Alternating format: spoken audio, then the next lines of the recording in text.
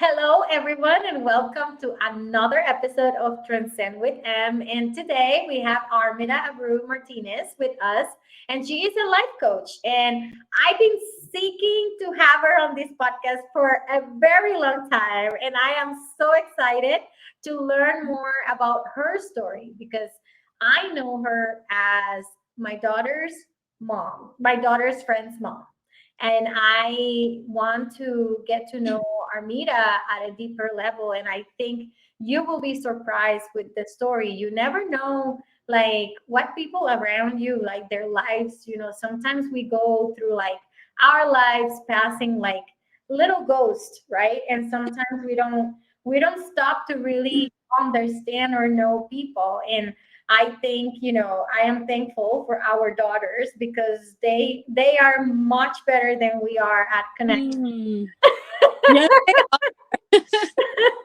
So welcome to the show, Armida, and I cannot wait to hear, who you really are. Who is Armida as the no mom? Yeah. Just, you as a person. So indulge us. Tell us a little bit about yourself. Thank you. Thank you so much for that beautiful introduction. And I am really happy to be here. And you're right. We've been planning this for months. And every time we had something planned, something would come up for you or something would come up for me. Yeah. And interesting enough, today was the perfect time for us because it was very last minute and you reached out and I was available and I'm here and it all worked out. So it was the Yes. perfect thing. It has to work out when it has to work out, whenever the universe wants it, right? Right. Right. Timing is everything in our lives. And we always try to control and manipulate things. And we just got to learn to go with the flow, which is something I learned through my journey. So, yeah. So, my name is Armida Abreu Martínez. I am a life and relationship coach, the CEO and founder of Divine Growth Coaching.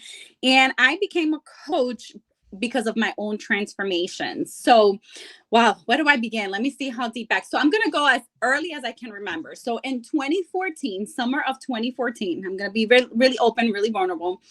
Um, I had realized that summer around like April, May of 2014 that I was like, my marriage is not quite working out. I had two kids at the time, which is my oldest and my middle child right now, because I have three kids, which is Nylia. And Nylia is the one that's friends with your daughter. Yeah. And I realized like, oh man, this relationship is not working. I feel alone. I don't feel like we're connecting. I feel really disconnected from my husband. We have been married for a long time. I married young. I was 22. I did married in 2001. So I remember like thinking like, oh, I'm going to have a conversation with him and I'm going to pull the plug and I'm going to tell him like, this is not working out for me. And then I found out I was pregnant. Oh, Yeah. okay. So right Surprise. surprise, here I am pregnant. So interesting enough, I had a 3-year-old and a 4-year-old and a 2-year-old. And I'm over here thinking about walking away from my marriage and I found out I'm pregnant, right? And so at that moment, I remember when I found out when I took the pregnancy test, I was like in shock. And I remember crying because I was like, okay, I didn't know where my marriage was going to go. I felt really disconnected with my husband. And I was like, holy crap, what am I going to do? But at that moment, the universe does everything for a reason, right? And I Mhm. didn't realize that in that moment, I'm the kind of person who didn't get any kind of morning sickness. So by the time I found out I was pregnant, I was really far along. And Oh. I didn't make an appointment to go to the doctors for like 2 weeks because I wasn't sure if I wanted to keep the pregnancy. But then I just was like, I've never had an abortion before. And my heart was telling me like, you have to keep this baby. My heart couldn't go through with it. So Mm. I kept the baby. I made an appointment and the doctor said, even if I had wanted one, I wasn't going to be able to have one because I was too far along. Because I found out when I was almost into my second trimester. Wow. Yes. So I remember telling myself, you know what? I'm going to suck it up. I'm going to stick it out and see what happens. Of course, my mental health was not at the best. So during my third pregnancy, I experienced postpartum depression. So I was not emotionally stable, right? I was doing my best. But I remember at 34 weeks, I went to sleep one night and I woke up the next day a complete different person. I had insomnia. I had panic attacks. I was anxious. I was barely sleeping. At 34 weeks pregnant, I thought I was going crazy. Wow. This was like a hard experience for me. This was the toughest moments of my life. So I remember it happened like early December, Mhm. and I was at 30, exactly 34 weeks, and up until I gave birth, it was, those 6 weeks were like hell for me. And my husband at that time didn't know how to handle me. I mean, we were already disconnected, and he didn't know how to handle me. So imagine pregnant with 2 kids, feeling like I'm a single mom, taking care of 2 kids with barely no sleep, thinking like I'm going crazy. Like I literally was like, I'm going crazy. What is going on with me? And Wow. not being able to be supported by my husband at that moment. So luckily for me, I had my sister and my best friend to help me through that moment, which I really feel that's what helped me get through it. So I always tell Mhm. people, when you're struggling with anything, ask for help, because what really got me through that time was really the support of those people that those those few people in my life Mhm. trusted. And so, anyways, just to jump to that, I gave birth to the baby. It took me 6, 7, 8 weeks to kind of get my hormones back, and get somewhat normal. It did take me months before I felt somewhat okay. Um, but that was a huge pivotal moments in my life, because I realized the power that I had. I was afraid of seeking professional help because I was afraid Mhm. kids were going to be taken away, which I got to say that now that I know what I know, I tell people, look for professional help, because that time frame for me could have been a lot easier had I sought professional help, but I was embarrassed and scared to. Mm.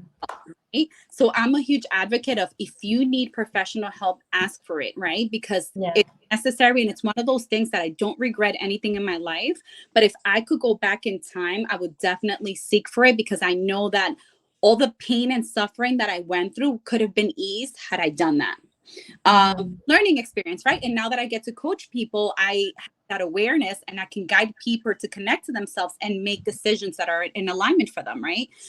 Mhm. And so from that experience, we had a few years of, okay, life kind of became normal. And I got used to the new normal of being a single mom with 3 kids, still feeling alone, still feeling unconnected, still feeling, like I just didn't belong. Right. And so I remember I had my daughter in January of 2015. And from 2015 to 2019, I just was literally on mom mode. I completely forgot about myself. I was a mom, I was a wife, I was doing my best to try to save my marriage. And I was completely in the back burner. And I remember March of 2019, I would never forget this day. I have a book on Amazon. It's called Collaboration. It's a multi-author book. And I wrote a chapter specifically about this one incident that literally was the catalyst for my transformation. I had a huge Black Night of the Soul moment. And I remember I took the kids to school, came home. It was March. So, spring is like those dark, like it was raining. It was Yeah. gray. And I remember coming home after I dropped off the kids, and I was doing real estate from home at that moment. And I walked into my office space, and I had huge, like, sliding windows, and I could see the clouds and the grayness. And I just dropped to the floor. It was like one of those dramatic moments that you see in movies. Yeah. I am picturing it. You're doing a good job about painting the picture. Thank It, you. I know I'm smiling, but internally, it's like, wow, Yeah, like this it, is intense. it was pretty intense. I remember like dropping to my knees and just crying, and I was like crying for hours, and just like asking for help. So I didn't grow up in a very religious home, so I never grew up with religion. I believed in a higher power, but Yeah. I disconnected from that power due to my own trauma, childhood trauma. I definitely had some abandonment issues that I found out afterwards I needed to work through, right? Mm-hmm.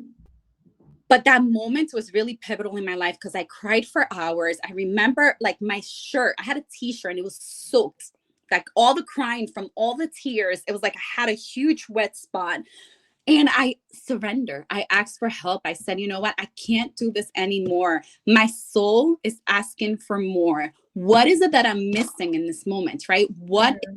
I need to do, because I cannot continue like this. And all of a sudden, it's so crazy. I got up, went to my bathroom, looked in the mirror. I looked deeply into my eyes, and I felt so much peace in my heart, a peace that I had never felt in years, or I think ever in my whole life. It's like I actually saw myself for the first time. It was really like that dramatic and that intense. Like it was like Wow. a huge pivotal moment in my life. And I remember I felt like things are going to be okay. You're going to be okay. And I remember after that moment, of course, I found out after, when the student is ready, the teacher will appear, right? So after Mhm. that moment, because I surrendered, and I stepped into my power, and I was like, what can I do about this, right? Then the universe, God, whatever higher power you believe in, started to show me the way. Up until then, I was a victim. And as long as I was a victim, I was saying other people needed to change in order for me to be happy. But in that moment, I realized like I need to take control of my happiness, because obviously nobody else is going to step in and save me, Mhm. right?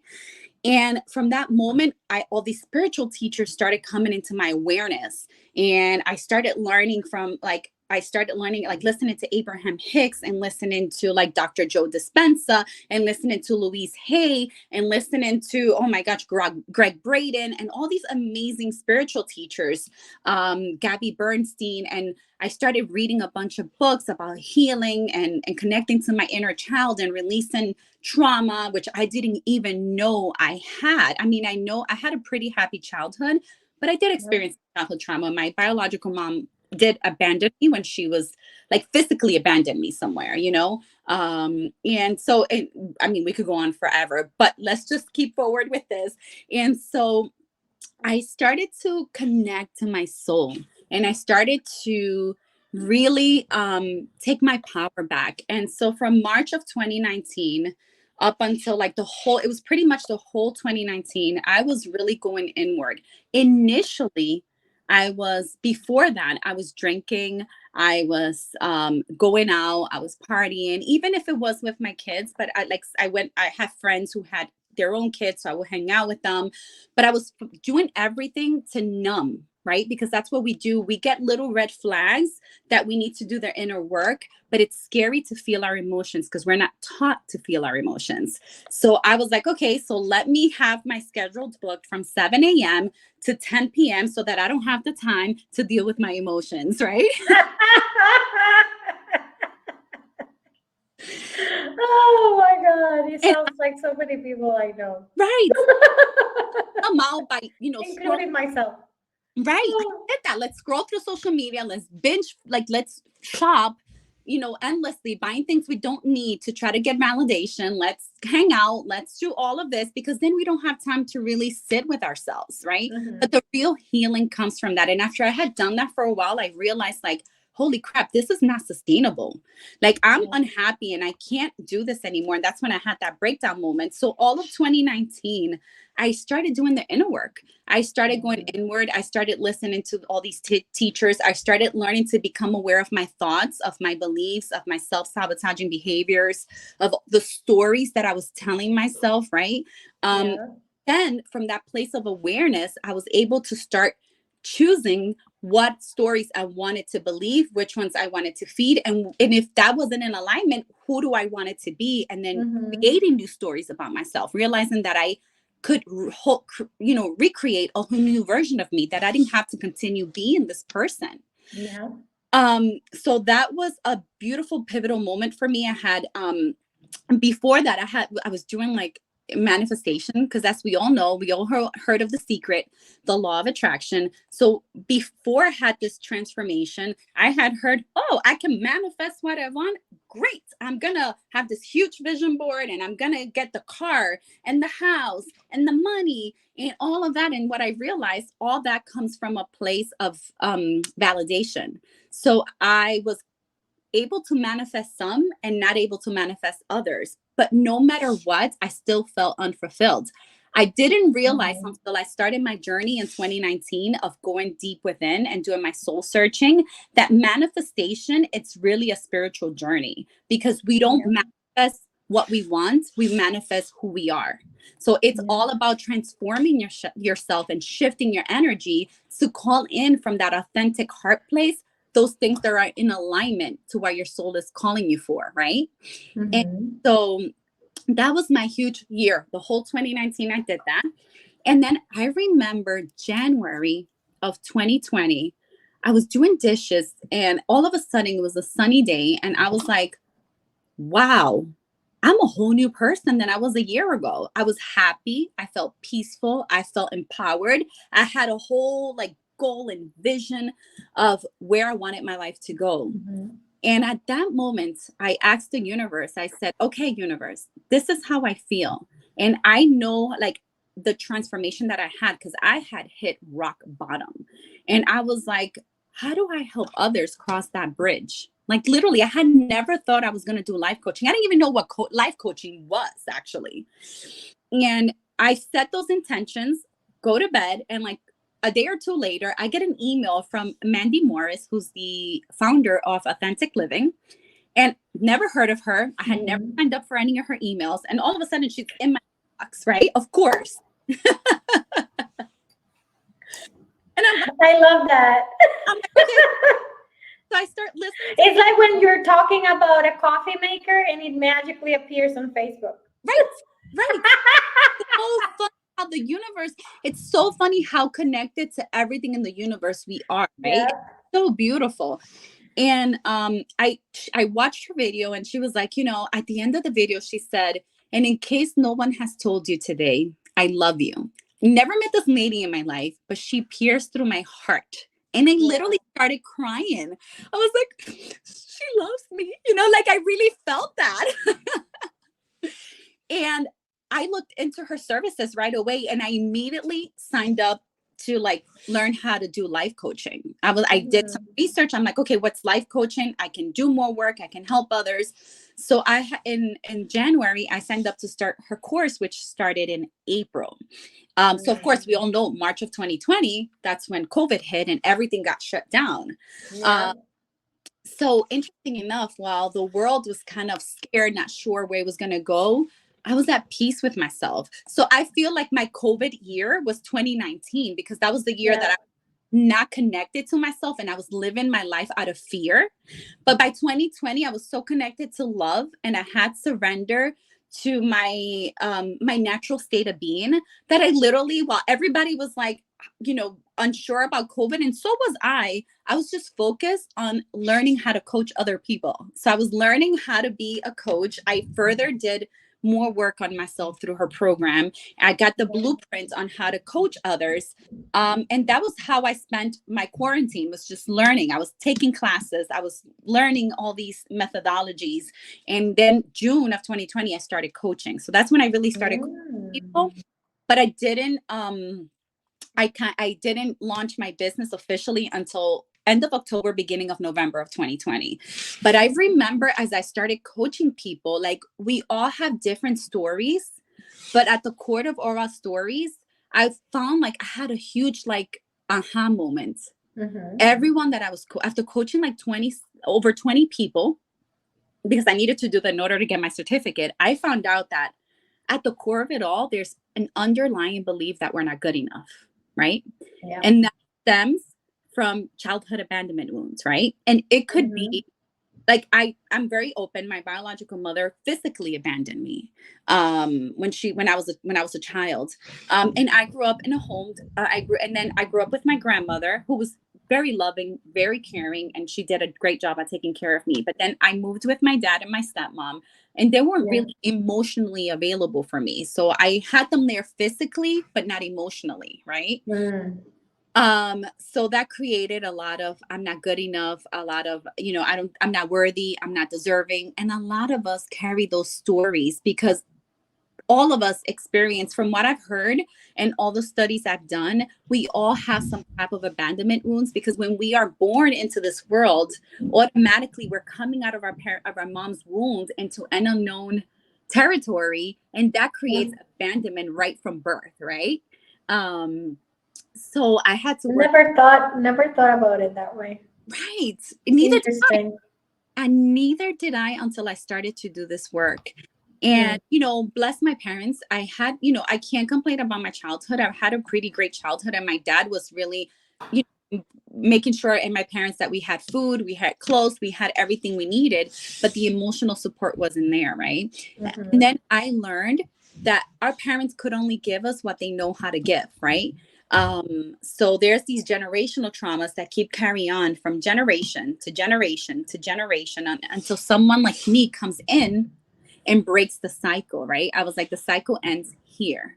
I became aware of my patterns. I surrender. I started trusting on a higher power, and my life completely transformed. Like before I started this journey, I was looking for validation from everything and everyone outside of me. So I was showing up in my relationships in a very conditional way, because it's like, okay, what can you give to me? Because my cup was so empty, right? When I started to connect to my soul and do the inner work and find my truth and accept myself fully for who I am, then I was happy and filling up my own cup. So I started showing up in all of my relationships from a place of, I'm whole and complete. How can I serve you? And I'm overflowing with so much love that I'm going to give you all this love without any expectations, right? And what happens? All of your relationships improve, because now you have conditions on people. Now you're loving them and seeing them for who they are and fully accepting them for who they are. But you can't accept others until you learn to fully accept yourself. And what I realized after all this journey, just to wrap a lot up, is that when we experience any kind of childhood trauma, we believe that the world is unsafe. So we close off our hearts. But the problem is, when we close our hearts off to ourselves, to the world around us, because we believe it's not safe, we close our hearts to ourselves as well. And then from that place, we feel disconnected to all that is, because at our core, we are unconditional love. Babies, if you think about it, when babies are born, before they're conditioned, all they are is pure bliss, pure love. It's their environment that dictates what beliefs and what stories and all of that comes in their programming, right? Gets programmed their being. But at our natural state, we're really truly just beings of love. That's why we crave love so much. That's why we want people to love us. And everything that we do is to get validation and to feel connected to other people, whether it's people and whether it's not learning how to set boundaries. All that is a side effect that comes from a good place. We're trying to feel connected to other people.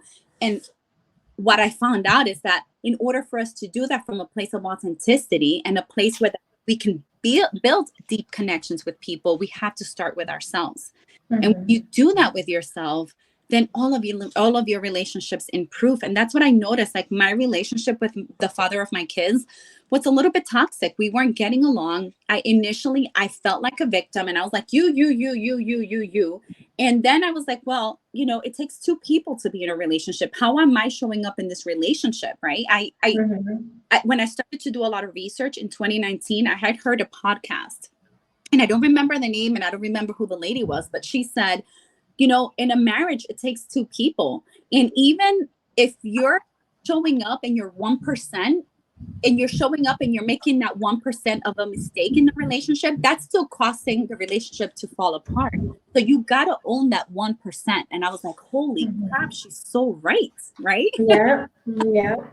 So I switched my mentality from being a victim to really just finding out who I was, a place of curiosity, a lot of love, a lot of compassion. Okay, who am I?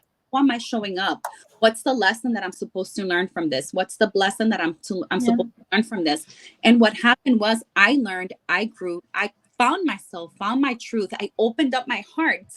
And because I shifted my energy, the father of my kids had no choice but to shift his energy, because what happens is, we're trauma bonding down here, right?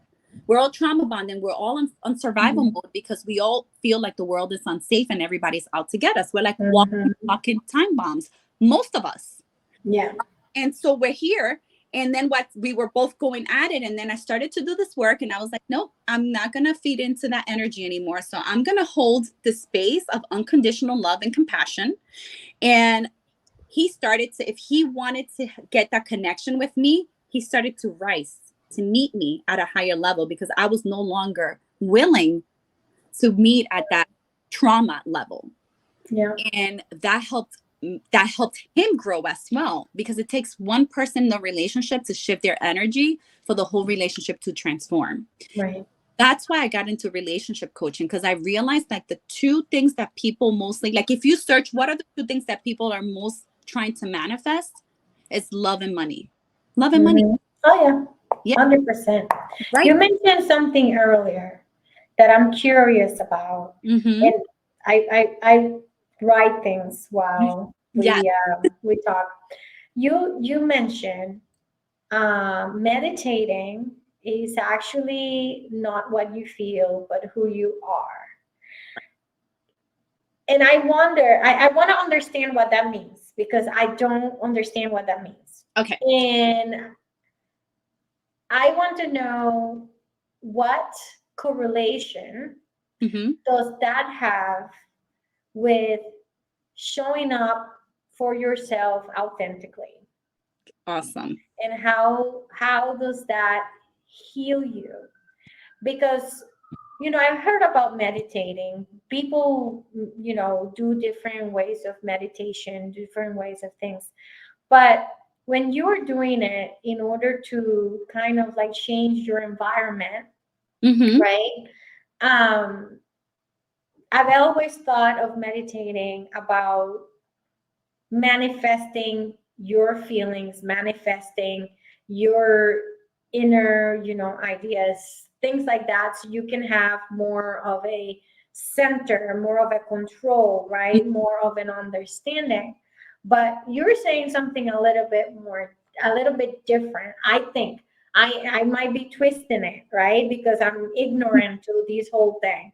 But tell me a little bit more about that, because you know I'm curious. We see so many relationships broken apart. The divorce rates are through the roof. We see more women not wanting to marry, not wanting to go into a relationship, not wanting to, actually taking more time to get to know themselves better. And I'm curious how all of these plays a role with probably future generations, like our daughters, right? Like, should we be teaching them these things from an early age? So I have many questions in my head, but I'm going to leave it at that, because then I will have you here for like 3 hours. But those are my initial thoughts on what you just mentioned, and I think your journey, it's been incredible and amazing, and so much there to learn from, right? Like, so much to dissect. But as you have grown yourself and manifest all these things, I'm curious as of why is that the perspective when you use meditation to actually manifest these things.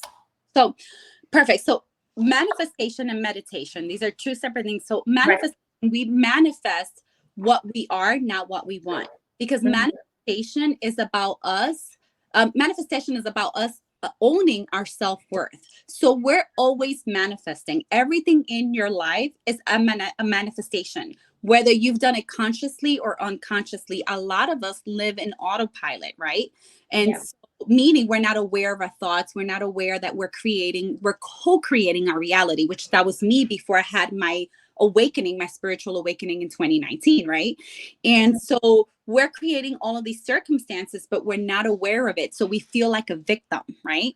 And if you feel like a victim, guess what? You're going to keep creating, because your energy is at that frequency of feeling like a victim. You're going to keep creating circumstances that will agree with the fact that you're a victim, because that's what you believe. Your beliefs really are the ones that are creating your reality. Like literally, your beliefs, your thoughts is what creates your reality. But the beautiful thing is that a belief is just a thought you keep thinking. So you become aware of the belief, you become aware of the thought, and you can make a conscious choice to shift it.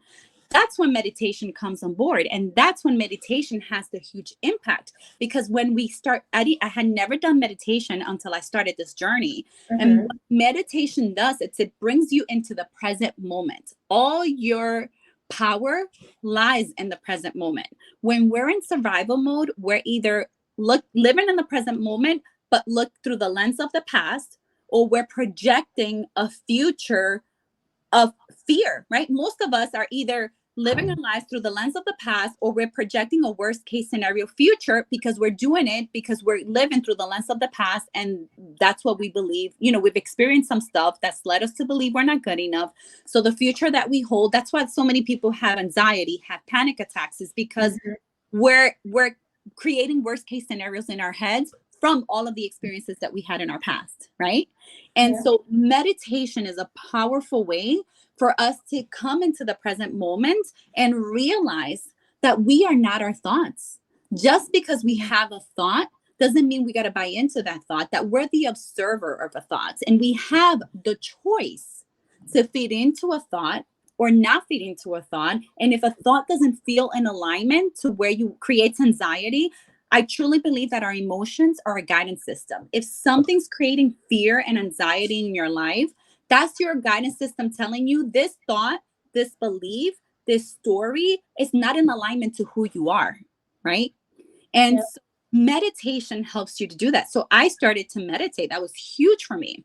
And I had never done that. And of course, when you first start meditating, when you've never meditated before, it feels weird because we have this belief that we're not supposed to have thoughts when we're meditating. Well, guess what? The only way we will never have a thought is if we're dead, because our mind thinks very unconsciously. We have we have 1,000 so many different thoughts, and we have zero control of them, right? We do have control of them when we meditate, but because we choose to see which one we want to feed into, but our brain just automatically thinks different things. So what meditation does is it brings you into the present moment. And when you catch yourself, you focus on your breath, you focus on a mantra, you focus on something, right? It depends. And there's I started with guided meditations because I couldn't sit still. And I had to learn. I was learning from Dr. Joe Dispenza, who's one of my huge teachers that I learned from. And he said that, it's like my mind is controlling my body. And what we want to do is have our body control our mind, because our body is really a heart. And all the work that we do is to get out of here, of our ego, of our head, and come into our hearts. Our hearts are supposed to guide us, and our mind will create circumstances to connect to whatever our heart is taking us. But most of us, in the reality, because of the stuff that we experience and because of the lessons we came to learn, and our souls, I truly believe that we came here for growth and evolution, and our souls have a purpose to go to some lessons to learn. And a lot of it is to return to self-love and to find who we are at the core. And so meditation is all about learning how to come back into your heart so that you're taming the animal, which is your body, and you can sit. It's hard at first, but I started with guided meditations, and then eventually I went into just listening to a background music for 15-20 minutes. It doesn't have to be that long for people. Start off with 5-10 minutes, 15 minutes. But what I started to do is I started coming into my body, and then you start noticing that you're the observer of your thoughts. So when the thought, you catch yourself you've gone into thoughts, you just come back to the breath.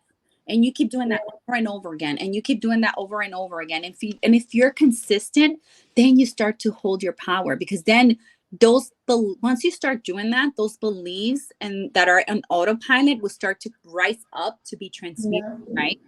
And one of the big things I had to learn is that when I was started this journey, I didn't fully accept myself. So I was very judgmental of other people, but we're always projecting onto other people. When we judge others, it's because we judge ourselves.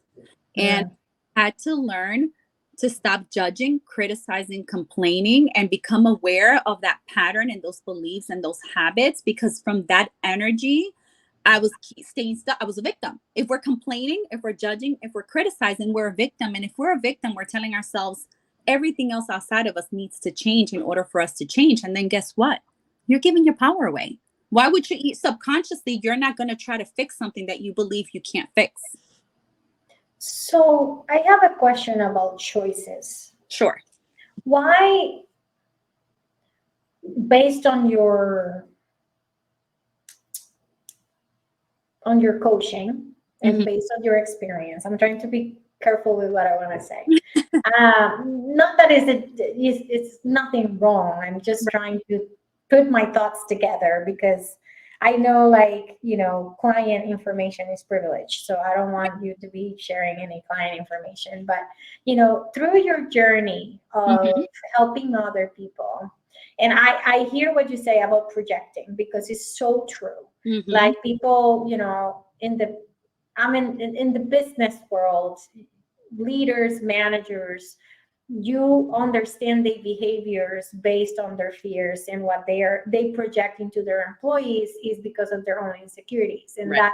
that's proven. That Right. you don't need to be like a doctor to know that. And Right. I am a huge fan of servant leadership.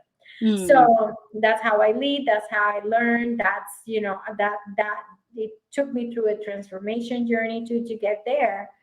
But choices, that's a very hard space, because sometimes your own unawareness can be your detriment, right? So how do you utilize all these tools, and how do you teach them, or how have you watched people unfold on making the choice of not being the victim, or not going there, right? Like not stepping into that plate again.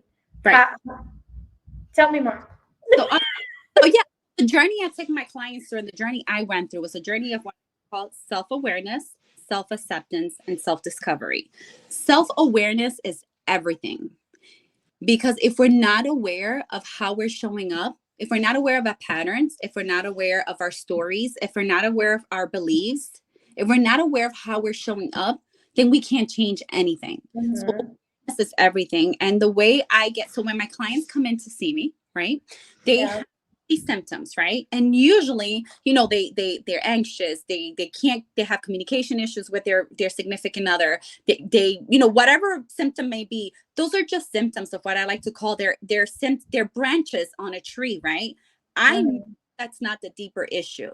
I know there's a root cause to it all, and Yeah. I know it's born somewhere in childhood, right? And so we start working immediately. So I have a 16-week program. And my program is called Discovering True Love and Connection. And the process I take my clients is it's the first couple of weeks. It's very Yeah. tailored individually. Some people need longer and different phases, but there's 3 phases. They're very, my methodology involves psychology and energy work, because I hold a space of unconditional love, which I truly Yeah. believe you can energetically, you want to help someone heal, you hold unconditional love for that person. And it Yeah. starts with you, which is something I had to learn. And when we're unconditionally loving, we're not Mhm. judging, we're not criticizing, we're not complaining, we're fully accepting who we are in that moment with love and Yeah. compassion, right? And so that's the journey we take on. So the first couple of weeks, okay, you have all these symptoms, let's get you grounded, right? So I give them tools to self-reflect, to become aware. A lot of the things I teach my clients, it's okay, write, keep a journal. I want you to write down every time you become aware of when you're judging, when you're criticizing, when you're complaining about yourself or somebody else. Just write it down, just because that starts to build the pattern of becoming aware. Mhm. And all that we are is just a habitual way of being. So if we can shift our energy, we can change our lives. So let's find out what our habits are. Let's start creating new neural pathways by responding differently to how we've been doing things. And then you get to create a whole new reality, right? Because most of the time when we're in survival mode, we're reacting to our world as opposed to responding. Mm. What I get my clients to do is to stop reacting, because when we react, we're coming out of fear and out of past traumas. So now let's learn to pause Yeah. and breathe, come into our body so we can feel those sensations in our body that we resist, right? Yeah. Come into a heart space, and then let's respond to the situation. And then when we start doing that, we start becoming aware of our patterns. We start becoming Yeah. aware of showing up. We start becoming aware of all those things that are keeping us stuck in a loop, that we're not happy and we feel stuck.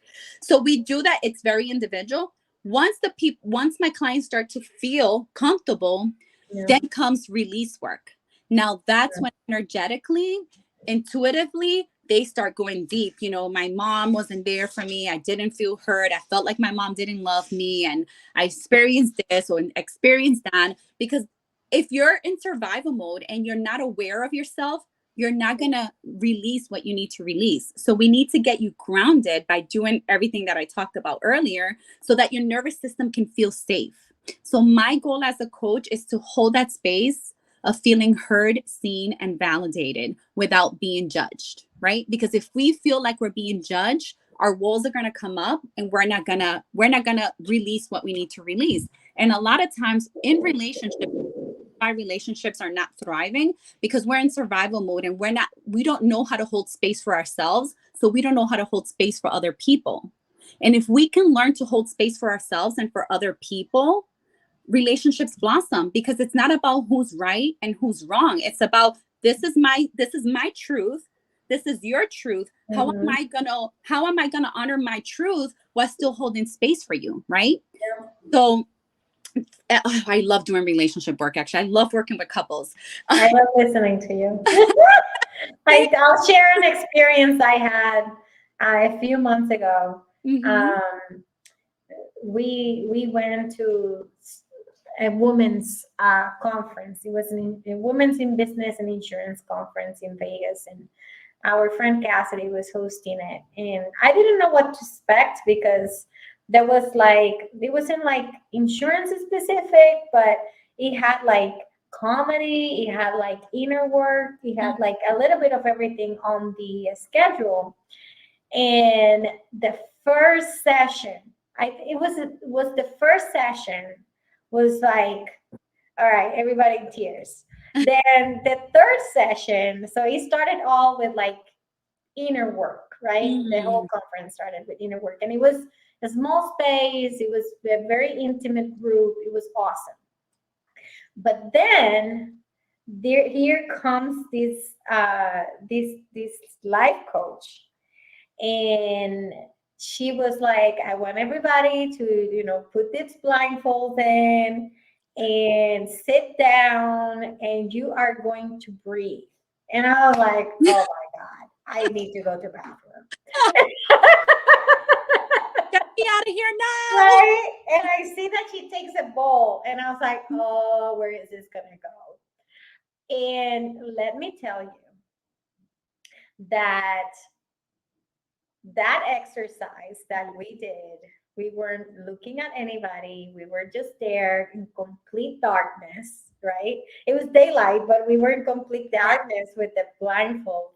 And she started doing the work with the bowl, and like with the sound of the bowl. And I don't even know how that's called. I know it has a name. And she started talking like very slow, like this, like very. Love it. Oh my God, I broke down. I broke everybody. And then when we all took our mask, it was just like this mess. Everybody was a mess, but like a good mess. Like we all had released everything that was weighing us down. Right. And all you had to do was freaking breathe. Right. Breathe. I love that. Breathe. Oh my God. Power. That's one of the things that I teach my clients. Like, in order to self-awareness, like when you catch yourself, come back to your breath, come back to your heart. Your breath is life. And when you come back to your breath, you come back to your heart, you come back to your body, right? And so, it's so powerful to be able, like, breathing exercise. Those are tools that my clients. So then, that's so powerful, because then with that, you become aware. So then when you become self-aware, then you can start accepting what's in front of you. Yeah. And then from there, then you go on a journey to self-discovery, because you find your true authentic self once you can clear all that clutter. Because what happens is when we experience any childhood trauma, right, which we all have some form of childhood trauma and some form of, and it's not the trauma that's affecting us right now, it's the story that we created due to the trauma. And it usually goes with, I'm not good enough, I'm not worthy, I'm not deserving, I don't deserve love. Those are the usual, like, from coaching now for 2.5 years, at the core of it, those are the beliefs that are keeping us stuck. And those are the stories that we're playing in our heads Mhm. that are keeping us in that loop where we feel unhappy and like we feel we need validation from the world. So being able to become aware of that, and then you start and when you stop, you have like I'm a huge quantum physics person. That's what Dr. Joe Dispenza is. Like, I am huge on that. So we have like pathways in our brain, neural Mhm. pathways. And so our way of being, our personality is just a habit. It's been who we've become from our programming. So what happens is when you're no longer reacting to your environment and you're responding, your body starts to create new neural pathways. So then you start to do things differently, and then it starts to become who you naturally are. And so releasing that trauma, that energy, like you said, the breathing is so important, because what happens is that the trauma, because we're not taught to process emotions. Mhm. Emotions is such a taboo topic everywhere you go. It's like nobody wants to talk emotions. You sweep them under the rug. And that's what's affecting what this work really is all about. It's about having self mastery, and self mastery is about learning how to regulate your emotions. So we have all these trauma stuck in our nervous system, and that's why we feel the anxiety, the depression, and we feel everything we feel because we haven't processed it. And when you take the time to come back to your body, to do breathing, we do release work. I do release work with my clients. You get to free up all that energy. So you now process and transmute all that energy that was holding your nervous system captive.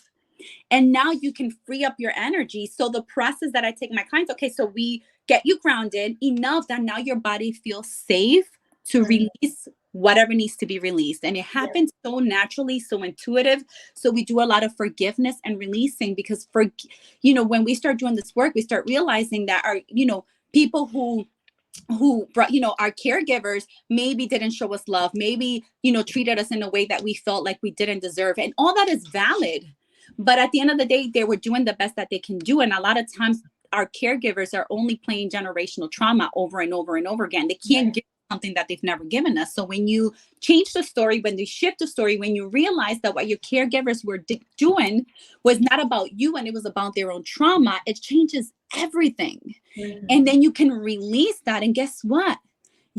That's how you heal the past. Because when you don't have forgiveness, when you hold resentment, anger towards people in your life, or you feel like they weren't there for you, like you wanted them to be, and you feel like you're not good enough, it's like you're drinking poison and expecting them to die. It's not affecting them, it's affecting you. So let's get you grounded. Let's get you to release all that past energy that's keeping you stuck. And that comes just, I love how it works. Just intuitively, it just flows. We release, we forgive, we heal the past, right? We change the perspective, shift the perspective in the past. And then the end part, which is the best part, now you get to create the version of you that you really are. And you get to do that from a place of wholeness, because now you've gotten rid of stories, you've gotten rid of the limiting beliefs, you've gotten rid of the self-sabotaging behaviors, you've connected to your heart, you've opened up your heart, because it's really about heart's open. When a heart is open and we can be vulnerable with ourselves, then we can find our true selves. That's what it's Yep. all fire for us to find our true selves. Is you got to open up your heart, be vulnerable, and then you connect to your true self. And from that place, oh, the world becomes a magical place. Now you get to create whatever you want. And now you get to see the synchronicities, because now the universe, you're connected to your highest energy and what the universe is all about, which is all unconditional love. And this is my mission, is to help people remove fear-based living.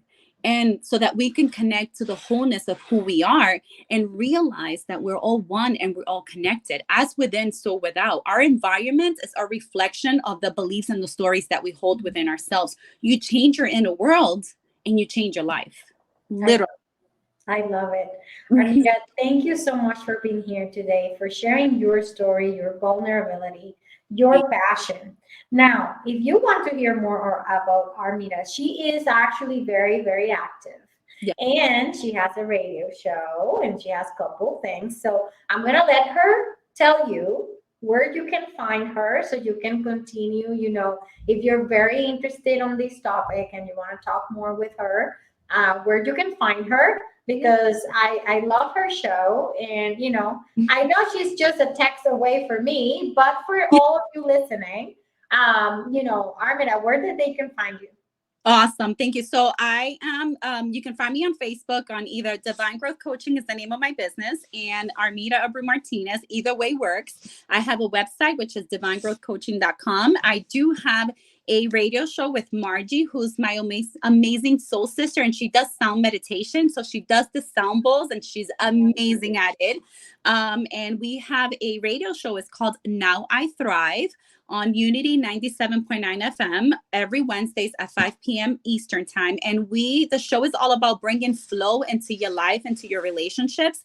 So we talk a lot about the 12 universal laws.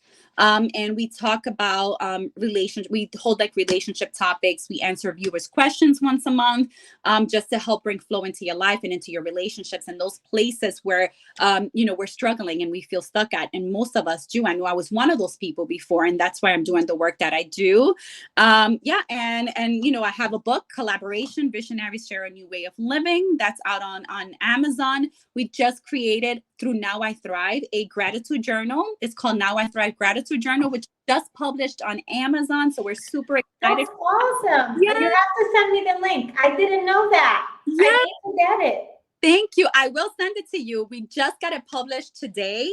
And I also have a book that's going to be coming out. It's my own book. It's called Your Own Love Heals You. And it's discover the only cure to your pain and your suffering. It's really you learning how to fully love and accept yourself fully.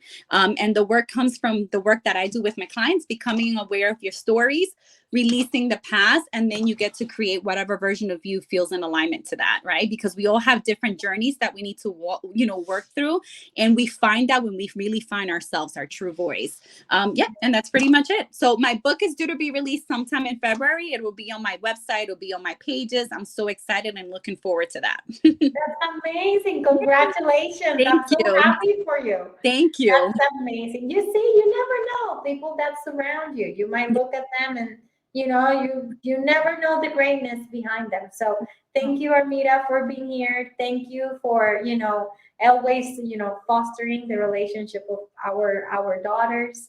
I appreciate that a lot. And we are very, very blessed to have you in all of our lives. So have an amazing day. Thank you. And we'll talk soon. Thank you. It was a pleasure being here. Love you guys. Bye. Bye.